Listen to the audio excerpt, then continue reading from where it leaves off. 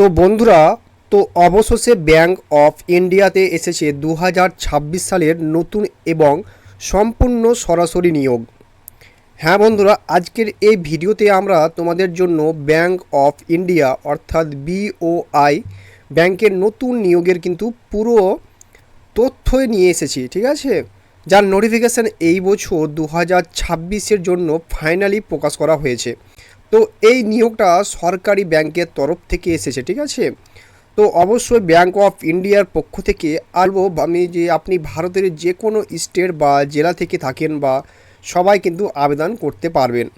তো বন্ধুরা, ছেলে মেয়ের উভয়ে আবেদন করতে পারবেন। তো এখানে অফিস বা অ্যাসিস্ট্যান্ট এবং ওয়াচম্যান পদে নিয়োগ চলছে। তো দুই ধরনের পদে কিন্তু নিয়োগ দেওয়া হচ্ছে বা নিয়োগ কিন্তু শূন্যপদ রয়েছে। তো বন্ধুরা, যে কোনো কমপক্ষে সপ্তম শ্রেণী পাস থাকতে হবে, অর্থাৎ 7 পাস। যদি আপনি শুধু সপ্তম শ্রেণী পাস হন তবুও কিন্তু আবেদন করতে পারবেন। তো সর্বোচ্চ যদি বলে রাখি আপনাদের, তো সর্বোচ্চ 10 পাস অর্থাৎ 12 পাস প্রয়োজন, ঠিক আছে। আর গ্র্যাজুয়েশন পাস করার সবার জন্য এখানে ভ্যাকান্সি বের হয়েছে। তো এখন এই ভ্যাকান্সির জন্য বয়সসীমা কত, আপনাদের মনে কোশ্চেন আসছে বা আপনাদের মনে হয়তো ডাউট আসছে যে বয়সসীমা কত রয়েছে, এজ লিমিট। তো বলে রাখি, কমপক্ষে যদি 18 বছর বয়স থাকতে হবে আর সর্বোচ্চ আপনার 40 বছর বয়স পর্যন্ত কিন্তু আবেদন করতে পারবেন। মানে 18 থেকে 40 বছর বয়সের সব ছেলে মেয়ে পুরুষ ও নারীরা আবেদন করতে পারবেন। আর সবচেয়ে ভালো খবর হলো বন্ধুরা, যে এই যে তোমাদের ব্যাংক অফ ইন্ডিয়া অর্থাৎ বিওআই, এই যে নিয়োগের জন্য কোনো পরীক্ষা কিন্তু হবে না। হ্যাঁ বন্ধুরা, নো এক্সাম। তবে কোনো পরীক্ষা ছাড়াই সরাসরি নিয়োগ পেয়ে যাবেন, ঠিক আছে। আর এই নিয়োগের আবেদনের ইতিমধ্যে শুরু হয়ে গেছে। তো কখন পর্যন্ত আবেদন করতে হবে দেখো, 19 এপ্রিল 2026 পর্যন্ত, ঠিক আছে। তো বন্ধুরা, আবেদন শুরু হয়ে গেছে। যদি এখনও আবেদন না করে থাকো তাহলে 19 এপ্রিল 2026-এর মধ্যে অবশ্যই কিন্তু আবেদন করো। তো আবেদন শুরু হয়ে গেছে অলরেডি। তো আবেদন করতে ভুলো না, কিন্তু আবেদন করার আগে আজকের এই ভিডিওটা শেষ পর্যন্ত দেখো, কারণ আমরা তোমাদের ব্যাংক অফ ইন্ডিয়া এই নিয়োগের সম্পর্কে সব কিছু বিস্তারিত বলবো আজকের ভিডিওতে। ধাপে ধাপে স্টেপ তোমাদেরকে যেমন এই নিয়োগের জন্য বয়সসীমা কত, ফি কত, বেতন কত, সিলেকশন প্রক্রিয়া কেমন রাখা হয়েছে, তো আবেদন কিভাবে এবং কখন থেকে কখন পর্যন্ত করতে হবে, আর হ্যাঁ, কোন কোন কাগজপত্রের মাধ্যমে ফর্ম ভর্তি করতে হবে যাতে তোমার ফর্ম রিজেক্ট না হয়। তো সব ধরনের নিয়োগের তথ্য তুমি পাবে এই ভিডিওর মাধ্যমে। তো ভিডিওর প্রতিটা পার্ট তোমাদের জন্য খুবই গুরুত্বপূর্ণ হবে গাইজ, ঠিক আছে। তাই ভিডিওটা পুরোটা শেষ পর্যন্ত দেখো বা দেখে নেবে অবশ্যই, আর দ্রুত ভিডিওটা লাইক দিবে। তো তোমার সব বন্ধুদের সাথে যতটা সম্ভব কিন্তু শেয়ার করো বা শেয়ার করার চেষ্টা করো।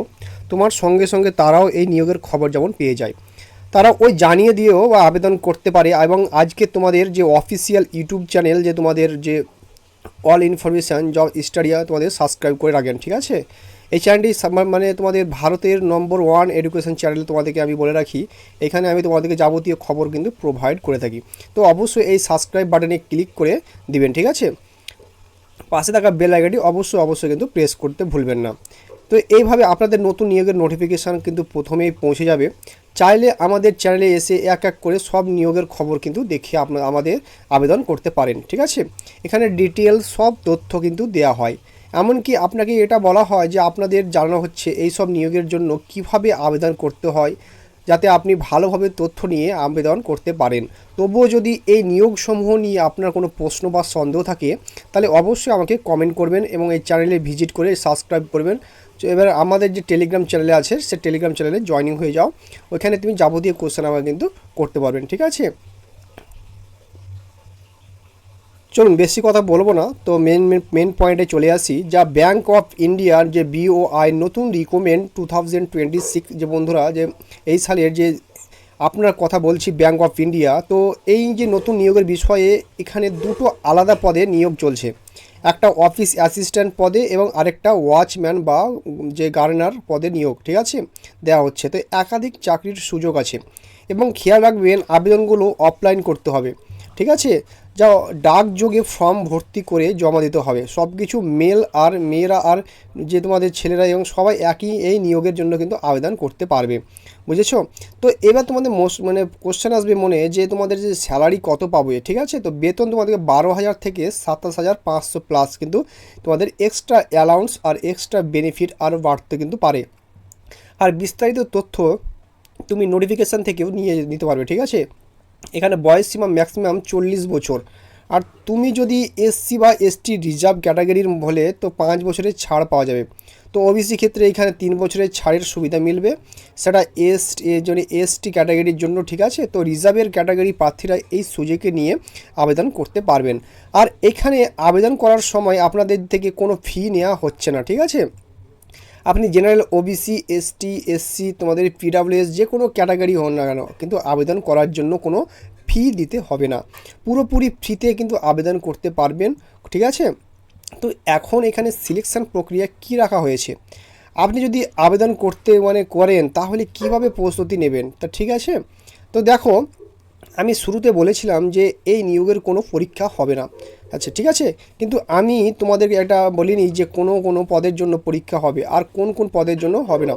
তো এখন তোমাদের বলছি, এখানে সিলেকশনের যে প্রক্রিয়ার একটা ওয়াচম্যানের ভ্যাকান্সি আছে আর অফিস যে অ্যাসিস্ট্যান্ট ও একটা ভ্যাকান্সি আছে। তো দুইটা আলাদা আলাদা পদ। তো যে কোনো তুমি শুরুতে দেখেছো যে যখন তুমি অফিস অ্যাসিস্ট্যান্ট পদের জন্য আবেদন করো তাহলে তোমার পরীক্ষা হবে প্লাস তোমার ইন্টারভিউ হবে, কিন্তু যদি তুমি ওয়াচম্যান বা যে গার্ডেনার পদের জন্য আবেদন করলে আপনার কোনো পরীক্ষা এখানে হবে না, ঠিক আছে?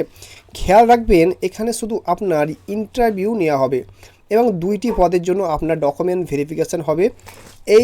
এই কথাটা মনে রাখতে হবে যে, বুঝলেন? তাই আবেদন করার আগে সবাই আপনার সব কাগজপত্র প্রস্তুত রাখবেন, তারপর ভালোভাবে আবেদন করবেন, না হলে আপনার ফর্ম কিন্তু রিজেক্ট হতে পারে। তো ভুল করা যাবে না, ঠিক আছে?